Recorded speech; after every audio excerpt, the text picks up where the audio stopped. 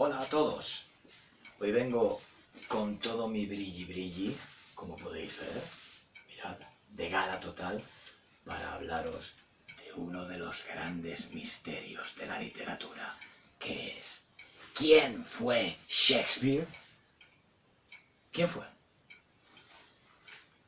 ¿Quién fue Shakespeare? Pues la verdad es que si miráis su biografía en Wikipedia y la comparáis con la de otros grandes autores de la época, vais a comprobar que es pero breve, pero muy breve. De Cervantes tenemos páginas enteras, podemos llenar libros. De Lope de Vega, por ejemplo, tenemos un montón.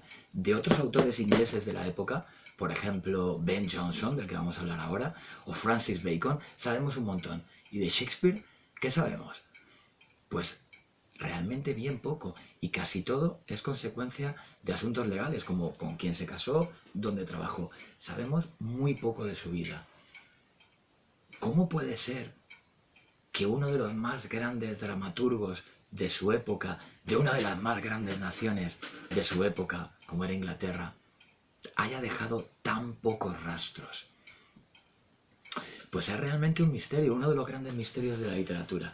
Y para llenar este misterio, para llenar el hueco que deja la escasa biografía de Shakespeare, se ha imaginado diversas teorías. Jorge Luis Borges, que sabéis, el gran escritor argentino, el mejor escritor, en mi opinión, de toda la literatura, Jorge Luis Borges, 1899-1986, imagina lo siguiente. Dice, en aquella época decisiva de la Armada Invencible, de la liberación de los Países Bajos, de la decadencia de España y de la conversión de Inglaterra, una isla desgarrada y lateral en uno de los grandes reinos del orbe, el destino de Shakespeare, 1564-1616, corre el peligro de parecernos de una mediocridad misteriosa. Fue sonetista, actor, empresario, hombre de negocios y de litigios. 5 años antes de su muerte, se retiró a su pueblo natal, a Stratford-upon-Avon, y no escribió ni una sola línea, salvo un testamento en el cual no se menciona ni un solo libro. ¿Qué pasa? Que no tenía ningún libro en su casa. Y un epitafio tan ramplón que más vale tomarlo como una broma. Por cierto, ¿cuál será el epitafio este del que dice Borges que es tan ramplón? El primero que me lo ponga en comentarios tendrá un positivo. No reunió en un volumen su obra dramática. La primera edición que poseemos, el infolio de 1623, o sea, 10 años después de su muerte, se debe a la iniciativa de unos actores. Ben Jonson, uno de los grandes autores de su época, ha declarado que sabía poco latín y menos griego, algo poco común en las personas cultas de su época.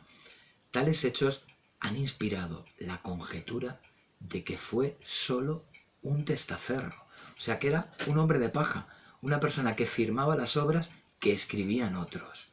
¿Quiénes podrían ser esos otros que escribían las obras de Shakespeare? Pues hay autores que han atribuido la paternidad de sus dramas a Francis Bacon, profeta y mártir de la ciencia experimental y hombre de una imaginación del todo distinta. Otros autores proponen la candidatura, quizá más verosímil, del poeta Christopher Marlowe, amado de las musas, que no habría muerto apuñalado en una taberna en 1593. Este es otro de los grandes dramaturgos de la época, Christopher Marlowe, y se supone que trabajaba como espía. Entonces, en un momento dado, se supone que lo apuñalaron en 1593. A partir de entonces, lógicamente, deja de publicar. Poco después, comienza a publicar sus obras Shakespeare.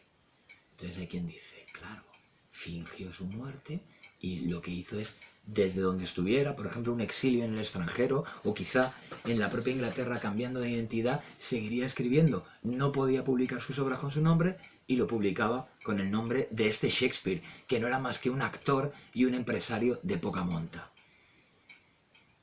La primera de estas atribuciones, la de que Shakespeare era en realidad Francis Bacon, data del siglo XIX, la segunda, la de Christopher Marlowe, del siglo XX.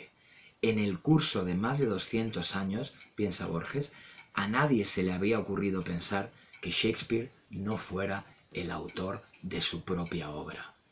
Y es que los románticos, prosigue Borges, a ver dónde estoy, nunca se resignaron del todo al modesto currículum de Shakespeare. Lo hubieran preferido desventurado. Víctor Hugo, con una elocuencia espléndida, hizo lo posible y lo imposible para demostrar que sus contemporáneos lo ignoraron o bien lo menospreciaron. La melancólica verdad, concluye Borges, es que Shakespeare, pese a algún altibajo inicial, fue siempre un buen burgués, respetado y próspero. Además, hay que recordar determinadas circunstancias de orden histórico que pueden mitigar nuestro asombro. Shakespeare no dio sus obras a la imprenta porque las escribió para la escena, no para la lectura. Me atrevo a aventurar otra conjetura.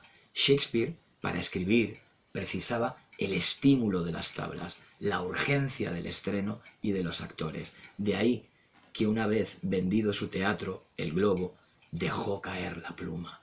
Las piezas, por lo demás, eran propiedad de las compañías, no de los autores o de los adaptadores. Bueno, pues aquí tenemos el misterio.